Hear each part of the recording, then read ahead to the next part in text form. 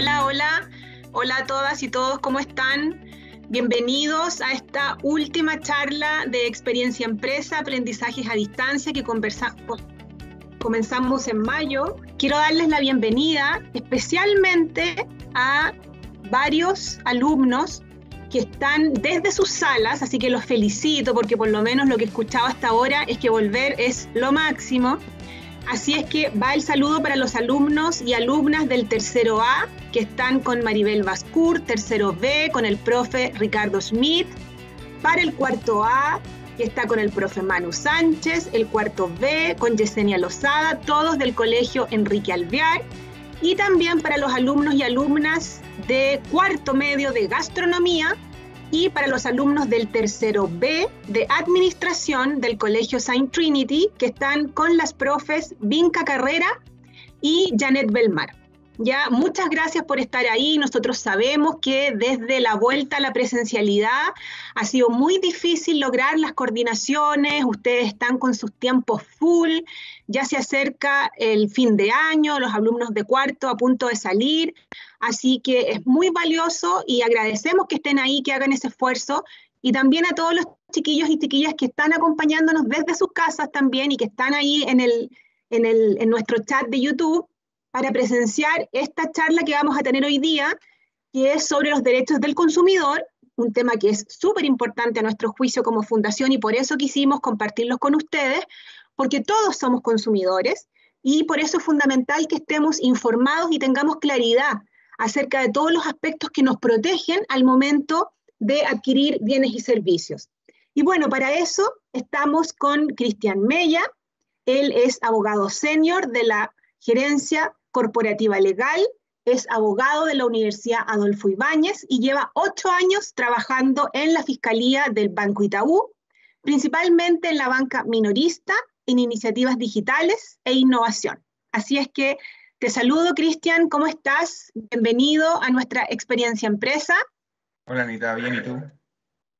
Muy bien, gracias. Qué bueno. Vamos entonces a ir rápidamente a nuestra charla, así es que te dejo, la pantalla es tuya para que nos empieces a comentar acerca de los derechos al consumidor. Muchas gracias, Anita. La verdad que tú lo mencionaste muy bien en esta introducción. El tema del derecho al consumidor es algo súper importante porque todos somos consumidores, pero nadie nos enseña a ser consumidores. Nadie nos enseña qué derechos tenemos, qué obligaciones también tenemos, porque no todos son derechos, y qué otras cosas se regulan en esta ley que nos pueden servir mucho en nuestro día a día, y ya sea desde que compremos un televisor o desde que vayamos a una institución a pedir un crédito, en esas distintas interacciones que tenemos en la vida, tenemos derechos que nos amparan frente a ciertas situaciones y también tenemos obligaciones que cumplir en estos escenarios. Entonces, espero que con esta breve charla respecto a los aspectos más relevantes de esta ley les pueda servir como un pequeño barniz de elementos y que esto les pueda servir también para el día de mañana cuando tengan que ir, no sé, a comprar algún artefacto, algún electrodoméstico y les salga malo, qué es lo que tienen que hacer, qué es lo que pueden hacer, o cuando vayan a pedir un crédito, o cuando vayan a obtener alguna cuenta corriente o cualquier producto o servicio financiero, también cómo pueden, qué derechos le asisten en este tipo de situaciones, ¿ya? Trataré de que sea lo menos árida esta presentación. Bueno, un poco los temas a revisar, esto es una pequeña índice temático, pero los vamos a ir viendo puntualmente en cada uno de ellos. En cuanto a los orígenes, el contexto y los antecedentes sobre los que nace el derecho al consumidor, particularmente aquí en Chile, los primeros indicios de lo que hoy se conoce como Ley de Protección al Consumidor nacen en el año 1932. Como bien deben recordar, en el año 1929 se genera una crisis económica que afecta casi a todo lo que es Occidente, producto de un tema que ocurre en Estados Unidos. Eh, y eso repercute en varios países de Latinoamérica y eso obviamente que repercute en Chile. Y ante el surgimiento y el resurgimiento de la economía, se hace necesario crear una autoridad que resguarde a las ciudadanía frente a distintas situaciones que estaban ocurriendo en ese instante. Y lo que surge es el Comisariato de Comercio, que lo que busca controlar de cierta forma son los monopolios, la resolución de conflictos que ocurren entre los clientes y los distintos comercios, y también establecer ciertas normas de calidad respecto a los productos que se comercializaban en ese entonces. Ya sabemos que ya empieza a tener algunos indicadores de cierta protección de cara a los distintos consumidores y también regular temas de la calidad de los productos que se ofertaban en ese entonces. Ya en el año 1950 surgen las primeras actualizaciones respecto a esta ley. En el año particular, perdón, en el año 1953 en particular se crea la Superintendencia de Abastecimiento y Productos. Y luego en el año 60 se crea la DIRINCO, que es la Dirección de Industria y Comercio, y que los primeros objetivos que aquí se establecen ya cambian un poco y se establece la fiscalización respecto a las empresas, ser una fiscalización preventiva de las actividades que ellos desarrollaban. Se empieza a establecer un control de precios, es decir, que no se cobre lo que cualquier oferente quiere cobrar. Y luego se empieza a recepcionar denuncias en contra de los distintos proveedores que incumplen estas y también se empieza a sancionar. Ya sabemos una institucionalidad mucho más protectora de los consumidores y buscando, obviamente, el mayor bien común de las personas.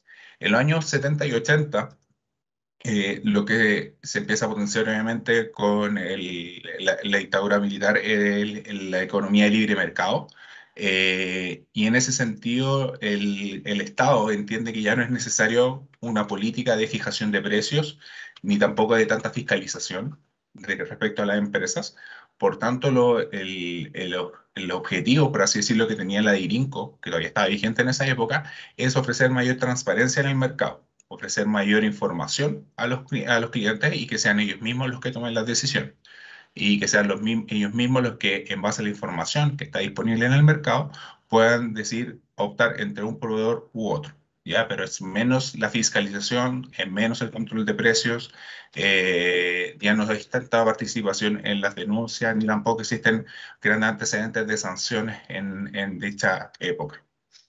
En los años 90 y en la actualidad es cuando ya cambia totalmente la lógica bajo la cual opera la protección de los consumidores. Y en el año 1990 surge el CERNAC como una autoridad propiamente tal, el Servicio Nacional del Consumidor.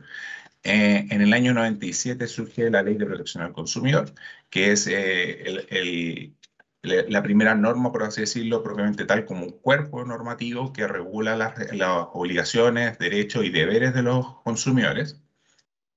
Y a partir de ese momento hasta ahora es una ley que ha estado en constante cambio, no es una ley que sea estática ni fija. De hecho, en estos momentos estamos justamente en una discusión en el Senado que se está modificando de forma importante esta ley. Y así tenemos pequeños grandes hitos que han ido ocurriendo desde el 97 hasta ahora. En el 2004 se regula lo que se conoce la letra chica de los contratos, que siempre está una letra que era ilegible en los contratos y que la gente no sabía que se regulaban grandes cosas en esa letra chica. Se empieza a regular también lo que es la cobranza de los créditos, cuando una persona lamentablemente cae en la imposibilidad de pagar, se empieza a regular cómo las empresas de cobranza pueden ejecutar estas acciones de cobranza. En el año 2012 surge el CERNAC financiero, que no es una institución distinta para que lo tengan claro, sino que es una norma en particular que le da atribuciones al CERNAC para poder fiscalizar las entidades financieras y en el mercado de la banca en general. Y eso se conoce como CERNAC financiero, pero en definitiva no es una entidad distinta, como les decía, sino que son nuevas atribuciones que tiene el CERNAC en este sentido. Ya a mediados de la década pasada, surgen los casos de la Polar, la colusión de las farmacias, la colusión de los supermercados, y esto obviamente que son casos que le dieron una preponderancia al CERNAC en la discusión pública muy relevante y que impulsaron nuevas reformas que han ido ocurriendo en el último tiempo, y que como consecuencia de esto en el año 2019 fue la última reforma ya aprobada en el Congreso, salvo de la que estamos discutiendo ahora, como les comentaba hace unos momentos, y en la reforma del 2019 lo que se establece son mayores sanciones que puede establecer el CERNAC. En algunos casos se sextuplicó lo que las sanciones que existían antes. Existía una sanción base que eran 50 UTM, era como la sanción residual, por así decirlo, la sanción general. Hoy día son 300 UTM. Hay casos que se aumentó a 750 UTM algunas sanciones y otros que llegó incluso a 1500 UTM. Entonces, en el último tiempo se le han dado más herramientas al CERNAC para poder fiscalizar, y también mayores sanciones que pueda imponer o solicitar imponer, porque en verdad se tiene que pasar por un tribunal para imponer estas sanciones, pero de todas formas, hoy día antes teníamos un león sin dientes, que era lo que se decía al CERNAC. Hoy día tenemos un león que ya tiene dientes, que muerde y muerde fuerte, y con la ley de ahora va a ser un león gigante que ya efectivamente va a tener una relevancia en el mercado y en la regulación del mercado súper importante. ¿Cuál es el rol que tiene el CERNAC hoy día en la discusión o en los distintos aspectos de la vida de los consumidores? Voy a ir por los que son menos relevantes hacia o no los menos relevantes, pero los que tienen menor repercusión pública respecto a otros. Por un lado tenemos información. El CERNAC hoy día entrega muchos estudios de mercado, estudios de precio y ranking de empresas. Información, por ejemplo, respecto al precio de la leña en el sur, el precio del gas, el precio de la benzina también. Hay una instancia que están en comunicación con el Ministerio de Transporte y Combustible, que básicamente lo que hacen es que se transmite la información de cuáles son las bencineras con la benzina más barata. También se hace el ranking de empresas de cuáles son las que mejores índices de calidad tienen, cuáles son las que más reclamos responden y que terminan acogiendo los requerimientos de los clientes. Ese tipo de información es la que proviene al mercado. También tienen un rol de educación. El CERNAC hoy día tiene por ley orgánica constitucional la obligación de promover programas de educación hacia los clientes, perdón, hacia los consumidores. Programas de educación financiera es lo que impulsamos en el último tiempo, el CERNAC en la calle, que son que sale un móvil del CERNAC a distintas comunidades los fines de semana, particularmente a las plazas, y hace explicaciones, también más charlas que quizás estoy haciendo yo, ellos también las hacen, y exponen a los clientes, a los consumidores, los derechos y deberes que tienen en este sentido, y también promueven el consumo sostenible. Ya es decir, que no tenemos que llegar y comprar cualquier cosa, tenemos que comprar cosas que nos sirvan, etcétera. Y ahí obviamente está todo el tema medioambiental que también se ha promovido en el último tiempo.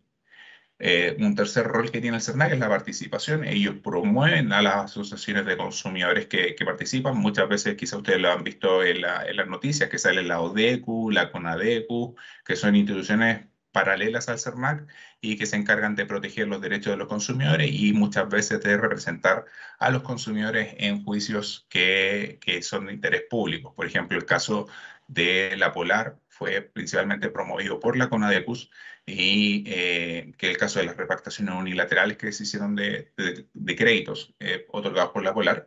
La CONADECUS tuvo una participación muy importante en ese juicio.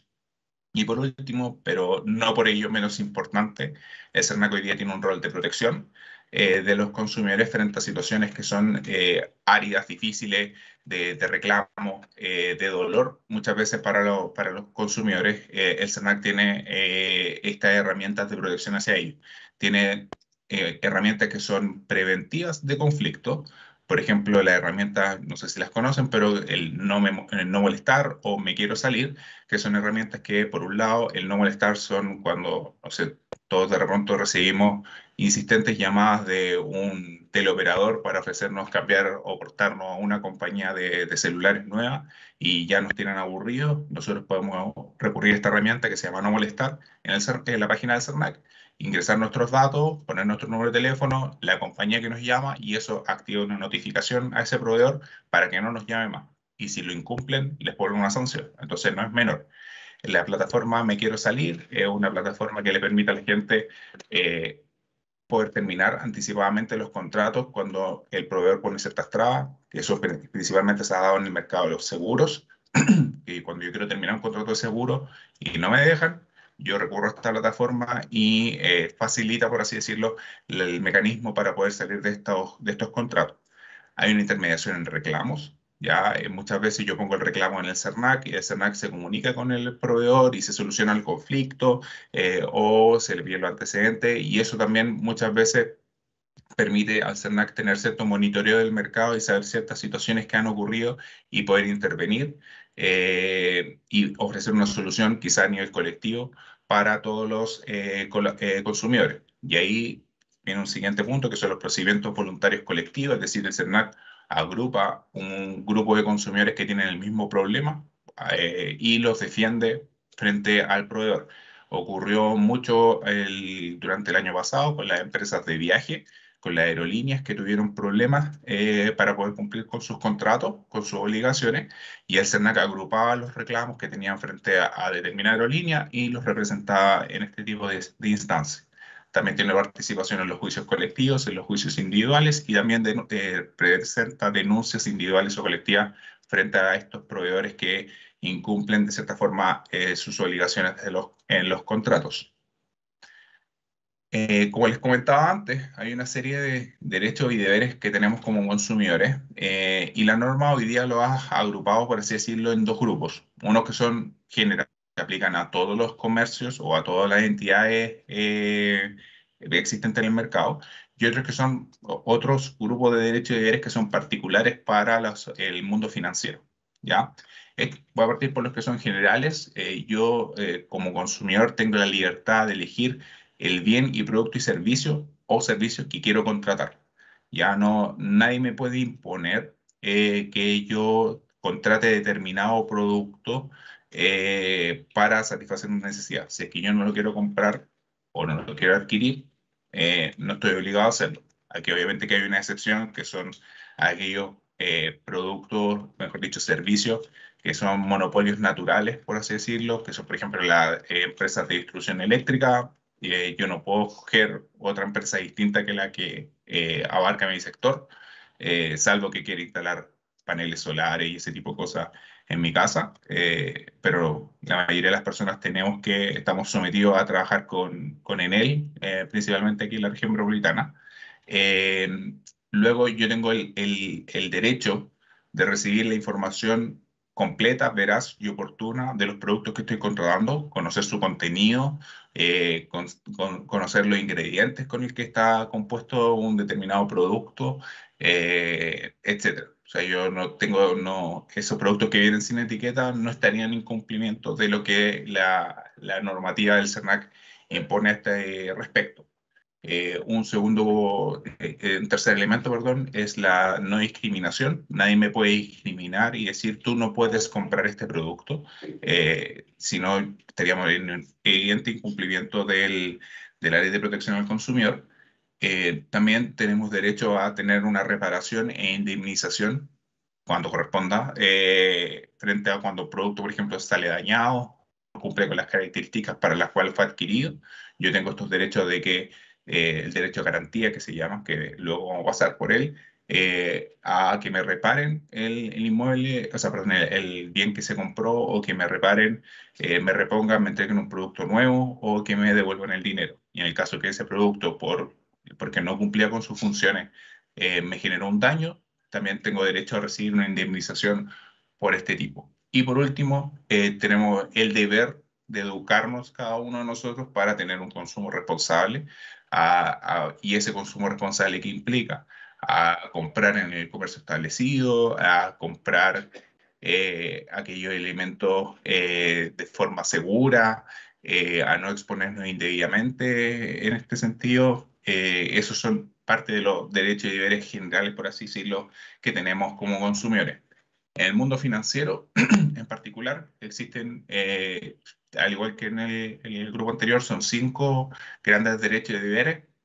Por un lado, tenemos el derecho a tener la información sobre los costos totales de los productos y servicios financieros que estamos contratando, a que no se nos oculte información respecto a esos costos, a que no nos pongan la letra chica que dice que viene con un seguro incorporado el crédito que estoy contratando, y que se me oculte esa información. No, yo tengo que tener información total, clara y oportuna Respecto a esto, tengo derecho a conocer cuáles son las condiciones objetivas que tengo que cumplir para poder acceder a ese producto o servicio financiero.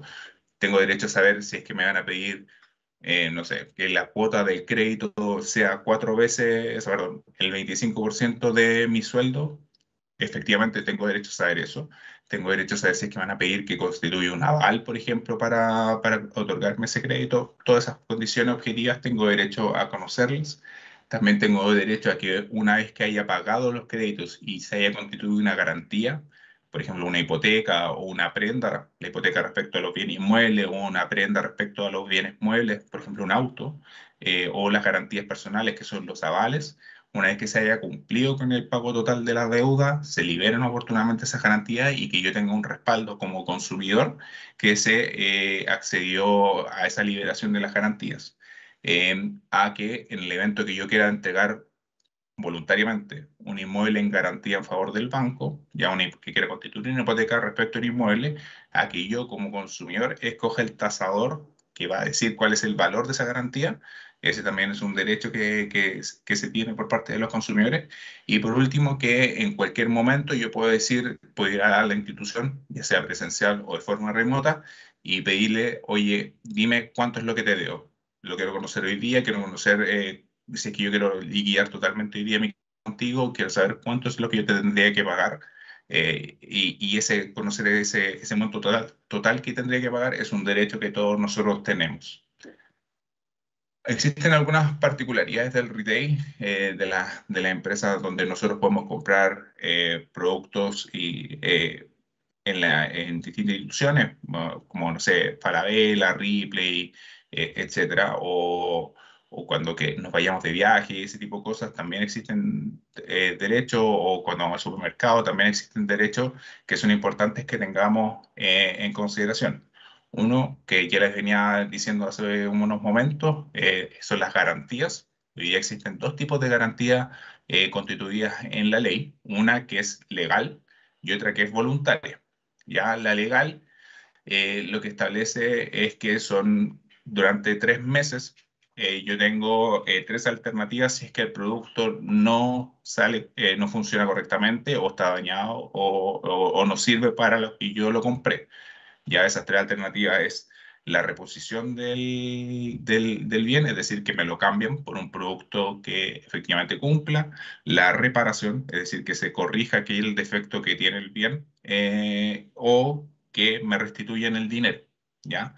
Aquí puse 3 meses y un asterisco al lado porque hoy día se está cambiando esta norma, es parte de las nuevas normas que vienen en discusión y estamos pasando de 3 meses a 6 meses. Ya en un momento se planteó llegar a 2 años, pero se consideró finalmente que era un tanto excesivo, pero sí se está dejando en 6 meses, es decir, desde que yo compro el bien voy a tener 6 meses y el producto falla, yo voy a tener esos 6 meses para poder ejecutar cualquiera de estas 3 alternativas que yo les comentaba. Y la segundo tipo de garantía que existe es la garantía de satisfacción, ya que esto es una garantía voluntaria que otorgan los distintos proveedores de servicio, ya que básicamente, si es que el producto, por ejemplo, yo me compro una prenda de vestir y no me queda bien y lo quiero devolver, el producto no está malo, no cumple con su función y cualquier otra persona lo puede utilizar. Entonces, básicamente lo que viene ahí es que yo como cliente esté satisfecho con el producto que compré y eso se llama, es voluntario para el proveedor, ya que es el ticket de cambio, que muchas veces se conoce por ese nombre. Y eso es, como les digo, no todos los proveedores lo ofrecen, pero cuando lo ofrecen es obligatorio que lo respeten. Ya, o sea, si es que a ti te entregan un ticket de cambio por haberte comprado un polerón, tú en cualquier momento, dependiendo del plazo que diga obviamente ese ticket de cambio, tú vas a poder ejecutar el cambio de ese producto si es que no te quedó bien o tiene algún defecto. ¿Ya? Eh, un segundo elemento importante es sobre la información de los productos. Nosotros tenemos el derecho, como les comentaba antes, a tener toda la información veraz sobre cuáles están construidos estos productos y tenemos que saber el detalle de los materiales con el que se confeccionó, el contenido del producto, los eventuales riesgos para la salud o la obsolencia que puede tener este producto. ¿Ya? Es muy importante esto porque en el último tiempo ya son conocía las alergias, por ejemplo, alimentarias que pueden tener algunas personas y tienen que conocer si es que un producto, por ejemplo, tiene gluten o si es que un producto tiene azúcar y tienen que evitar el consumo de ese producto, etcétera. Entonces, todo este tipo de elementos son súper importantes en cuanto a la adquisición de los productos. Y también, por ejemplo, el tema de los riesgos para la salud que puedan tener un componente que sea químico y que nosotros se lo entregamos a un niño chico y, no sé, por ejemplo, se rompe, saber que eso le puede provocar algún daño, esa información también es relevante que nosotros la tengamos al momento de comprar un producto. Luego, las promociones y precios, ya nosotros tenemos el derecho a conocer el precio de un producto que estamos comprando y también a que se respeten las promociones ofertadas. Aquí quiero hacer una pequeña pausa. Muchas veces quizá ustedes saben que se han generado errores en la comunicación de alguna oferta. Hay algunas empresas que por algún error han publicado un producto a un precio mucho más bajo que el que correspondía y porque alguien se equivocó al meter el dedo en el computador y salió un precio, no sé, ridículamente bajo. El primer caso que pasó con esto fue con unos computadores hace hartos años atrás y que cada computador está algo así como entre 10.000 y 8.000 pesos. Y la gente se pasaba el dato y en un momento se generó la venta de, creo que fueron algo así como 3.000 o 4.000 computadores y todos exigieron que se respetara el precio. Si bien en un comienzo todas las personas se encontró la razón de que la empresa tenía que cumplir con esta promoción, los juicios que fueron surgiendo posteriormente respecto a otros errores que han existido en el mercado dieron cuenta de que lo que entendieron los jueces es que no basta solamente con que sea un error evidente, sino que también el precio tiene que ser medianamente que una persona en un sentido lógico pueda entender de que ese producto no está el precio puede ser correcto. ¿A qué es lo que apunto? Si es que nosotros nos topamos con que un computador hoy día lo encontramos a 1.000, 2.000 pesos, nosotros sabemos que ese precio del producto está mal. Y frente a eso, lo que han establecido los jueces es que ya la empresa no está obligada a respetar el precio.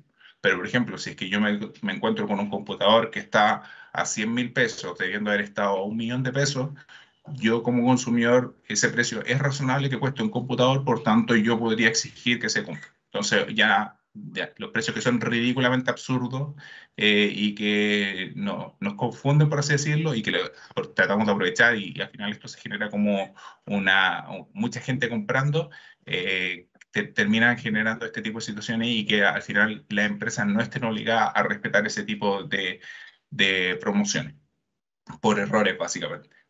Luego, la libre elección y retracto de la contratación de bienes y en la compra de bienes. Como le explicaba antes, nosotros no estamos obligados a contratar ciertos productos que el proveedor nos diga que tenemos que contratar. Por tanto, nadie nos puede decir, oye, para comprar este producto tienes que comprar este otro. No, eso ya no es así. Es voluntario para nosotros. Quizá nos pueden ofrecer una promoción, un 2 por 1 cosas así, y eso obviamente que es más beneficioso para el cliente, pero si es que no tiene un beneficio para la persona, no es obligatorio que lo ofrezca o que se haga, ¿ya? Y el derecho a retracto es hoy día un derecho que existe solamente para las compras a distancia, es decir, todas las compras que yo haga a través del computador, eh, las personas tienen el derecho a retractarse de esa compra en el plazo de 10 días desde que se realizó, ¿ya? Existe una excepción que los proveedores pueden establecer que las compras realizadas en sus portales no tengan derecho a retracto, ¿ya? Así que les recomiendo siempre estar revisando todos los términos y condiciones que tengan cuando hagan una compra a través de sus computadores, ¿ya? Y por último, existen varios servicios básicos que nosotros llamamos el agua potable, el gas, el alcantarillado, la energía eléctrica, telecomunicaciones, recolección de basura o de residuos, etcétera, que cuando se produce una suspensión injustificada de estos servicios, generan un perjuicio para las personas y por lo mismo la suspensión injustificada de cualquiera de estos servicios tiene dos aristas, por así decirlo, dos consecuencias de cara al proveedor. Por un lado, tiene una multa que se establece a estos proveedores, que es una multa por cliente, que dependerá de la magnitud, pero en algunos casos desde 1.500 UTM por cada consumidor afectado, se le establece una sanción a estas empresas. Y segundo, tienen que hacer una indemnización a estos consumidores por cada día que se encuentre suspendido el servicio. ¿Ya? Y en ese sentido es súper importante estar revisando si es que se producen estos escenarios, estar revisando y aceptando los reclamos que correspondan frente al CERNAC, porque el CERNAC, estos casos son muy graves para ellos y intervienen bastante y obtienen reparaciones para los consumidores. En el mundo financiero, y aquí para no me voy a extender tanto, pero para que lo tengan en consideración, hay varios aspectos que se han tratado de regular en las últimas normativas, particularmente, como les comentaba al principio, a partir de las modificaciones de lo que se llama un CERNAC financiero. Se cambiaron algunos aspectos formales de los contratos. Hoy día los contratos tienen que estar todos en un formato legible. Se reguló el tamaño de la letra, ya, o sea, hasta ese nivel de regulación llegamos. La letra tiene que medir mínimo 2,5 milímetros, que eso en un computador, para que lo tengan de referencia, es una letra 12, que es una letra totalmente legible. Los contratos tienen que estar en un idioma en español, salvo que se consienta expresamente que exista en otro idioma. Y por último, se tienen que entregar copia de todos los contratos que uno firme. ¿Ya? O sea, si ustedes firman algo, la empresa está obligada a entregarle una copia en ese momento o tan pronto sea posible. Obviamente que al día siguiente es un plazo que se entiende como dentro de lo posible, pero no puedo esperar o estar meses sin recibir un contrato. Eso no corresponde y está normado por el CERNAC.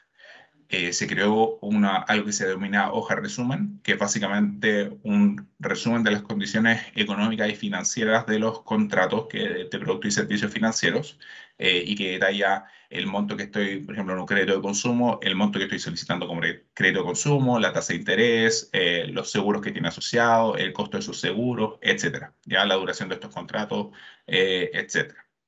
Se reguló que hay una información periódica que tiene que estar enviándose a los clientes cada cierto tiempo. Existe por ejemplo, en los créditos de consumo y en los créditos hipotecarios, trimestralmente las entidades financieras tienen que estar transmitiendo el estado de estos créditos con todo el detalle posible. También se reguló el envío de las cartolas asociadas a las cuentas corrientes, a las cuentas vistas, a las cuentas de ahorro, que tienen que estar recibiendo mensualmente cada uno de los clientes, al igual que los estados de cuenta asociados a las distintas tarjetas de crédito que nosotros contratamos, ¿ya? También existe la particularidad de que yo puedo terminar en cualquier momento el contrato que yo tengo con una entidad financiera, pero siempre y cuando yo pague la totalidad de las obligaciones que están pendientes de pago en eso. O sea, si yo tengo un crédito de consumo y quiero terminar ese contrato, tengo que pagar la deuda total y luego de eso termino el contrato. Lo mismo ocurre con las tarjetas de crédito. Como le explicaba antes, el tema de la venta TAA es algo que particularmente también se reguló en el mundo financiero, particularmente con que siempre se ponía como algún seguro asociado a un crédito de consumo, una tarjeta de crédito, como el chiste que dice como FICA, que contrata una tarjeta de crédito y contrata un seguro por si lo pisa un canguro en Australia. Siempre pasaba eso en el mercado financiero, lamentablemente, y tuvieron que salir este tipo de regulaciones y hoy día ya toda la información de los seguros que, por ejemplo, asociados a los créditos, es algo que tiene que estar transparente de cara a los clientes y que ellos pueden no contratarlo si es que no lo desean. También algo que existía mucho antes era que se pedía constituir avales de los créditos que se otorgaban y muchas veces esos avales no tenían información de qué es lo que estaban garantizando, qué es lo que estaban avalando y no sabían cuáles eran las condiciones a las que se estaban comprometiendo. Hoy día existen documentos que estamos obligados a entregar a las instituciones financieras cuando un cliente, cuando se constituye un aval de un cliente y tenemos que cumplir con todas esas obligaciones de información. Y por último, la cobranza. Hoy día se regula el proceso de cobranza, los mecanismos de cobranza, cuántas veces te pueden llamar de cobranza en un día. Si es que tú contestas un día, ya no te pueden llamar el resto del día para hacerte acciones de cobranza. Entonces, en ese sentido, ya se ha regulado, ya se ha cerrado, por así decirlo, el ciclo de la regulación en cuanto a estos aspectos del mundo financiero, porque ya te regularon la forma que tú otorgas el crédito, la forma en la vida del crédito, también ya te lo regularon, y cuando cae en cobranza también está completamente regulado y las empresas que incumplen esto es también una de las sanciones más fuertes que tiene la norma hoy en día. ¿Y qué se hace después del CERNAC? Es una pregunta que es muy, muy importante, porque hoy día nosotros muchas veces, como les decía antes, el CERNAC hoy día es un león que ya tiene dientes, que puede morder, pero muchas veces nuestros casos o la empresa nos dice, sabéis que no te respondo y no, no, no, y queda hasta ahí y el CERNAC tampoco hace nada más. Entonces, también hay que ver qué alternativas se tiene después de que se presenta un reclamo al CERNAC. Una primera alternativa es volver a contactar a la empresa. Muchas veces, luego de que les llegó el primer reclamo a través del CERNAC, las empresas cambian su postura, cambian su actitud y modifican la respuesta accediendo a la petición del cliente. Ya, eso es muy importante y es una alternativa que también tiene costo cero, entonces no perdemos nada con hacerlo. Una segunda cosa que se puede hacer, una segunda alternativa que se puede hacer, es ver si que existe otro regulador que regula esta empresa que nos está prestando este servicio o con la cual tenemos este problema. Existen distintas instituciones como la CMF que regula temas de bancos, seguros y valores, ya que eso también podemos recurrir a la CMF para presentar un reclamo. La BIF, a través de la Defensoría del Cliente, que también regula los bancos, la Subtel para las empresas de telecomunicaciones, la SEC para cuando tenemos problemas con las empresas de electricidad y combustible, la Superintendencia de Sanitario, cuando tenemos problemas con la empresa, por ejemplo, las distribuidoras de agua potable, también podemos recurrir a ellos, etcétera. Entonces, aquí la invitación es poder revisar si es que existe otra entidad, aparte del CERNAC, a la que podemos recurrir y poder presentar nuestro reclamo a través de ella para poder hacer esta situación, o sea, a resolver esta situación. Y la tercera alternativa es derechamente ya demandar a la empresa, aquí contactar a un abogado o a las corporaciones de asistencia judicial o a las municipalidades, que muchas veces ellos tienen abogados que se dedican a estos temas y que son costos que asumen estas entidades, la CAJ o las municipalidades, y se presenta una demanda, una acción judicial en contra de la empresa, y se resuelve por esa vía ya el problema que se tienen con ellos. Estas son alternativas, es decir, yo puedo coger una de estas tres alternativas, algunas de ellas o todas. ¿Ya? Mi recomendación es que siempre vean la alternativa 1 y 2 primero, y poder tratar de resolver por una vía que tiene cero costos estos problemas, y si no, recurrir a la vía judicial a través de ya sea un abogado particular o a través de las corporaciones de asistencia judicial o las municipalidades, que muchas veces sirven para resolver este tipo de inconvenientes que tenemos con la empresa. Y esa era mi presentación, Anita. Gracias, Cristian. Sí, soy Cecilia. Gracias, Cristian, por tu interesante charla. Tenemos un montón de preguntas, vamos a partir, pero antes queremos darle un saludo a los colegios que se incorporaron recién, que son, bueno, el San Trinity, el Matilde Brandau y el Mariano Latorre. Además, tenemos un saludo especial de uno de los profesores que nos han seguido desde el inicio de nuestras charlas, y luego contestamos todas sus preguntas. Hola, soy el profesor Nicasio Díaz de Operaciones Portuarias del Liceo Matilde Brandau de Ros, de Valparaíso. Un cordial y afectuoso saludo a todos los estudiantes de Experiencia Empresa, en forma muy especial a los alumnos de Administración y Operaciones Portuarias de nuestro liceo.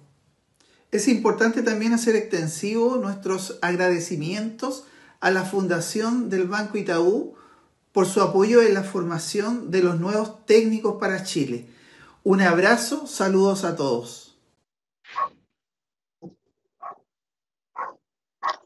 Le damos las gracias al profesor Nicasio Díaz y un saludo a todos los alumnos del Matilde Brandau. Vamos a partir rápido con las preguntas del CEA, del Colegio Enrique Alvear, porque sé que se van ya luego a recreo.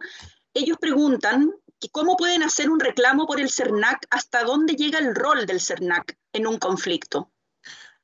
Hoy día el CERNAC tiene distintas herramientas, pero ya a propósito de la pandemia, la que más se ha utilizado es a través de la página web del CERNAC. Ellos tienen un portal que uno se puede registrar, ya sea con mi mail, con mi usuario particular, o utilizando la clave única del Estado, y a través de ese portal realizar el reclamo correspondiente, y después el CERNAC se encarga de enviarlo a la empresa, gestionar la respuesta, presionarlos cuando la empresa no ha respondido, y luego enviarte la respuesta de vuelta. Ya toda esa gestión del reclamo la hace directamente el CERNAC.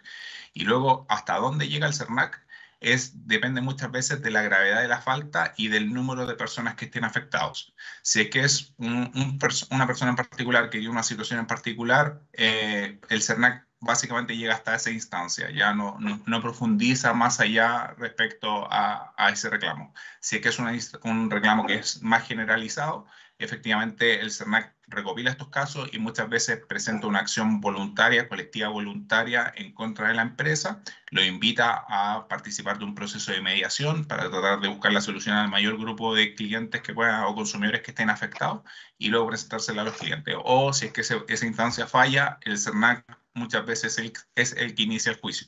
Si es que no funciona esa vía, también se puede recurrir a estas organizaciones de consumidores que le explicaba antes, la CONADECUS y la ODECU, que son las más conocidas. Existen otras, pero esas son las más grandes y más conocidas, y también se pueden buscar soluciones a través de ellos. Pero básicamente el rol del CERNAC termina dependiendo de la magnitud del problema y la situación que esté afectando a estas personas.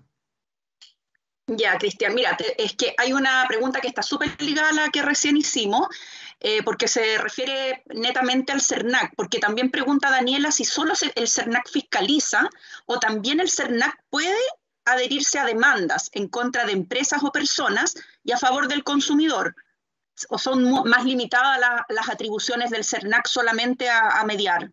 No, de hecho hay un caso en particular que ocurrió hace un tiempo, que es a partir de un cobro que empezó a realizar Cencosud en las tarjetas de sus clientes, que de la nada, de un día para otro, empezó a aparecer un cobro de administración que no estuvo contratado en ninguna parte. Y esa situación en particular fue denunciada por la CONADECUS, y iniciaron el juicio, particularmente la CONADECUS, y luego de eso se sumó el CERNAC. Entonces, muchas veces el CERNAC, para intentar velar por el grupo total de clientes o de consumidores afectados, se adhiere a este tipo de acciones. Entonces, la acción del CERNAC parte desde el punto de vista desde la fiscalización propiamente tal, pero también muchas veces de las demandas que se presenten. Y muchas veces el CERNAC se termina adhiriendo a estas acciones. Ya, y también, mira, han preguntado un montón del CERNAC, muchas preguntas, entonces estoy tratando de unificarlas. Ya el profesor Nicasio Díaz también preguntaba cuál ha sido la sanción más alta del CERNAC que se ha aplicado, si el CERNAC podría, por ejemplo, eventualmente clausurar alguna empresa, y si las leyes son totalmente reales con la protección del consumidor, si se cumplen. Son varias preguntas en una, pero en principio la sanción más grande que yo recuerdo que se ha impuesto a través del CERNAC es la sanción que se impuso en términos de la que le explicaba antes de Cencosud. ¿Ya? Esa fue una sanción que se impuso en base a la Ley de Protección al Consumidor, ¿ya? Porque aquí las sanciones que impone el CERNAC no son directamente, porque yo tengo que ir a un tribunal y el tribunal ratificar que esa sanción está correctamente impuesta. Entonces, finalmente el que la termina imponiendo es el tribunal. Y la sanción más alta hasta ahora ha sido la de Cencosud, pero también hay otros casos emblemáticos que también se han mezclado en términos de libre competencia, que es el caso de la colusión de las farmacias, por ejemplo, en el que existió una sanción de, si no mal recuerdo, algo así como $20 millones a las empresas que se coludieron, y ahí hubo una mezcla entre normas de libre protección y normas de CERNAC que se vulneraron, la Ley de Protección al Consumidor. Entonces, esas son las sanciones que son más relevantes, por así decirlo, que han ocurrido en el último tiempo. La otra parte de la pregunta era que si es que esta es una normativa verdaderamente real en cuanto a lo que se busca.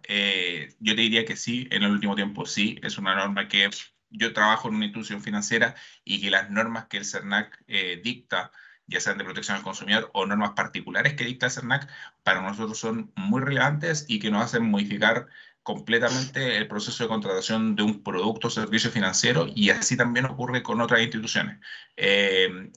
para nosotros, por ejemplo, es muy relevante los rankings que lanza el CERNAC de calidad de los clientes, que la percepción de calidad que existe respecto del regulador en cuanto a la tarea que realizamos cada una de las instituciones.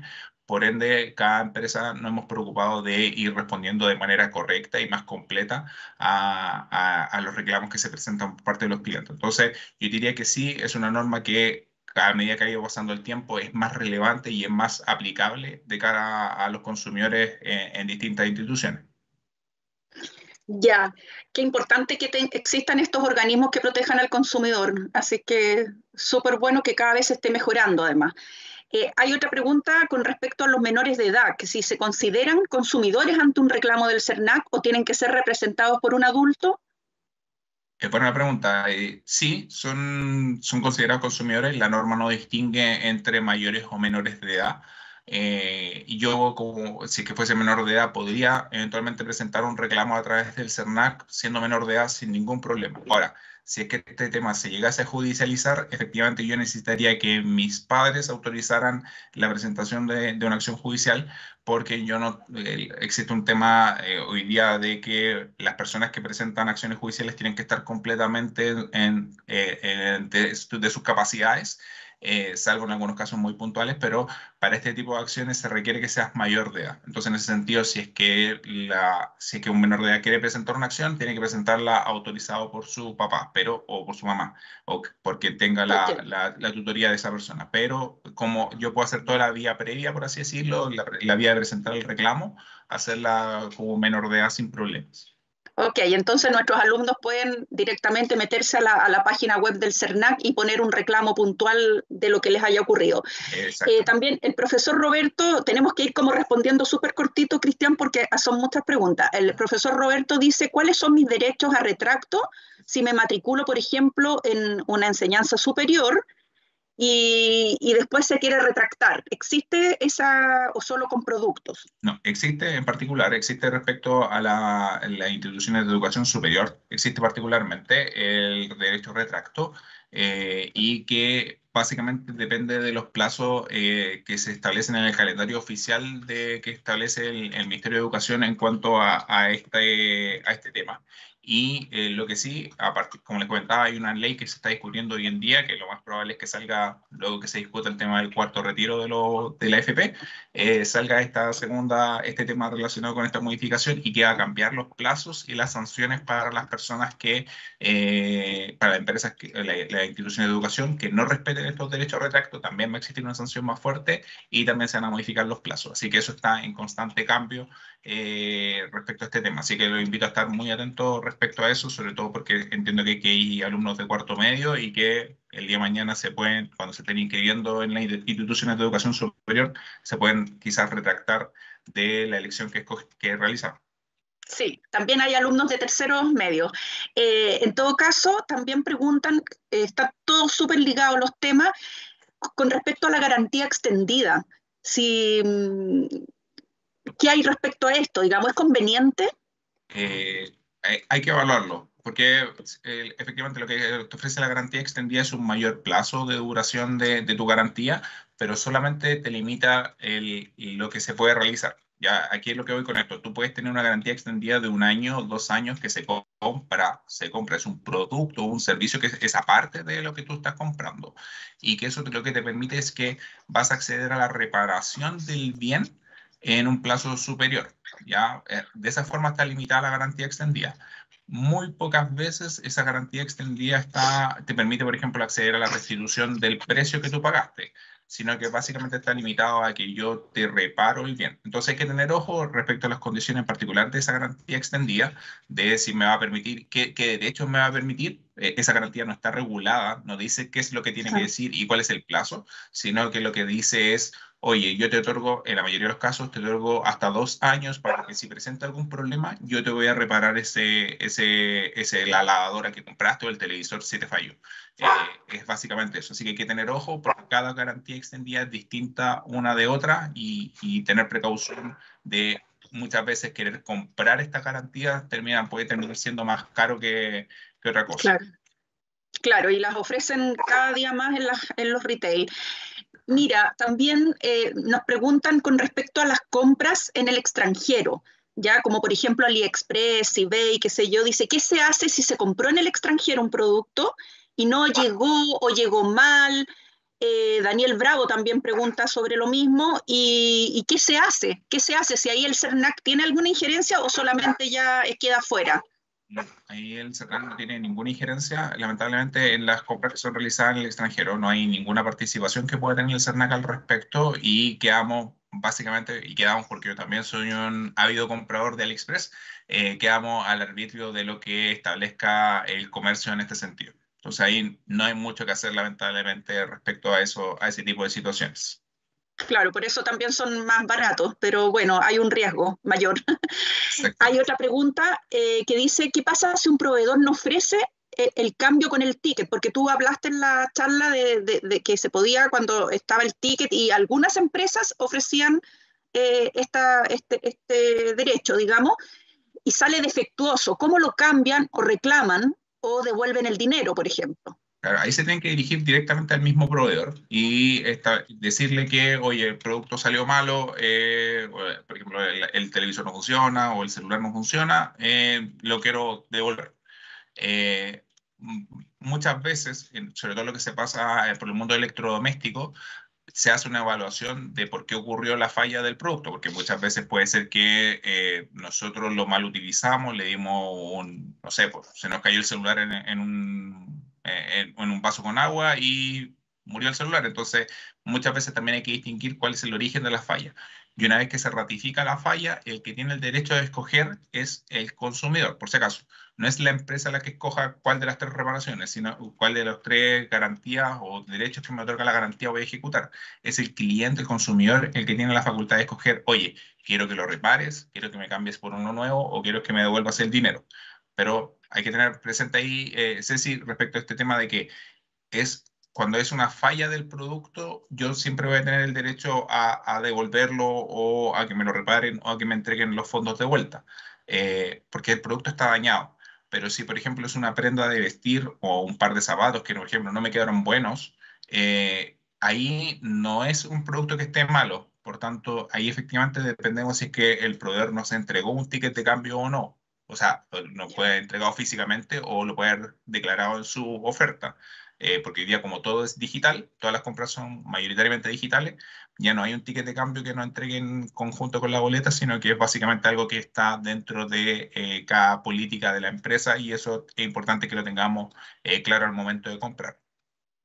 Ya, igual interesante. Con los celulares, bueno, a veces uno no sabe eso y es súper importante porque las empresas en general ellos tienden a decirte no, se va a reparar primero y no te dan la posibilidad de cambio inmediatamente. No es como en otros países, en Estados Unidos, que sí te cambian inmediatamente el producto. Eh, Exactamente. Preguntan por las publicidades, ¿sí? ¿Cómo detectar una publicidad engañosa? Una publicidad engañosa, yo la trato de simplificar en el sentido de que es cuando me dicen, oye, compra esto a 10.000 pesos y voy al comercio a comprarla y me doy cuenta de que el producto cuesta 14.000 pesos, por otro ejemplo, o 15.000 pesos. Y eso ya es una publicidad engañosa, ¿ya? O cuando me dicen, este celular es resistente al agua y no es resistente al agua, o cuando que ahora que viene con una pantalla que no se raya, también. Ese tipo de cosas son publicidad engañosa y básicamente la detección de eso ocurre empíricamente, es decir, cuando yo lo pruebo y veo que no cumple con esos tipos de elementos, yo estoy frente a un caso de publicidad engañosa y el cual efectivamente yo puedo recurrir directamente al proveedor o si es que el proveedor me va mal, recurrir a través del CERNAC para que efectivamente poder ser compensado por esa publicidad engañosa por la que me llevé engañado a contratar o comprar un producto particularmente. Ya, mira, ya estamos terminando y dice, ¿qué pasa si las empresas de cobranzas llaman más de una vez al día por una deuda? ¿Dónde se puede reclamar eso? ¿Igual en el CERNAC? Igualmente en el CERNAC y ese tipo de casos, porque lo sabemos nosotros en particular, porque nosotros no es que no haya pasado, porque nosotros hemos cambiado nuestras políticas de cobranza al respecto, pero si es que, ojo que hay que distinguir, si es que el consumidor no contesta, la empresa de cobranza te va a seguir llamando. Pero si logran el contacto, se cierra, es decir, yo atiendo y escucho lo que me tiene que decir la empresa de cobranza no me puede llamar una nueva vez en el día. Entonces, si es que se incumple eso, es decir, si es que yo contesto y me siguen llamando, yo recurro al CERNAC y el CERNAC está acumulando estos casos y se van a presentar en los próximos meses acciones en contra de esas empresas. ¿Ya? Así que es algo que hoy día el CERNAC está persiguiendo, está recopilando la información y se van a presentar las acciones en el corto plazo contra esa empresa. Ya, súper bien. Y mira, la última pregunta con respecto súper atingente a lo que está pasando ahora con los Cyber Day, si han disminuido con el tiempo desde el primer cyber que hubo en Chile hasta ahora, los reclamos en el CERNAC que salían en las noticias que eran enormes, muchos reclamos, qué sé yo, ante el CERNAC, ¿cómo ha ido eso o han ido aumentando? Han cambiado. Yo diría que se ha mantenido el número, pero han cambiado lo que reclama la gente. Antes se reclamaba, por ejemplo, porque no se respetaban las promociones, no se respetaban los precios, etc. Hoy día los reclamos de las personas están más asociados a los tiempos de envío, que es algo que se está regulando hoy en día. Es decir, que yo compro algo hoy día y me dicen hoy te va a llegar la próxima semana y no se cumple y lo recibo o no lo recibo después o lo recibo en 3 meses después. Ese tipo de cosas se está reclamando. Y se está reclamando muchas veces las caídas de las páginas. Hoy día las empresas se han visto obligadas a contratar mayores servidores para poder mantener sus páginas arriba y que no tengan este tipo de dificultades.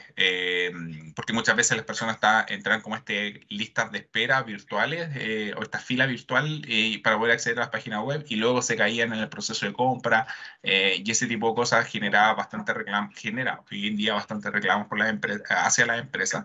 Pero yo diría que hoy día el gran fuerte de reclamo está asociado a los tiempos de envío. Esa es la gran dificultad que está teniendo el retail hoy en día, particularmente respecto a los Cyber o los Black Friday que ocurren también aquí en Chile. Pero yo diría que en el número de reclamos se mantiene bastante igual, pero el tipo de reclamos es el que ha ido cambiando o mutando en el tiempo. Muchas gracias, Cristian, y les agradezco. Bueno, si quedó alguna pregunta en el tintero, la respondemos después por interno a todos los alumnos que participaron y le doy el pase a Anita ahora para que se despida. Hola, sí. Gracias, Ceci. Gracias, Cristian. La verdad, súper entretenida la charla y súper interesante. Yo creo que tenemos que seguir avanzando hacia lograr cada vez más una mayor madurez de parte de nosotros los consumidores. Todos los días se aprende algo nuevo, así que yo también lo agradezco en lo personal. Muy, muy, muy interesante.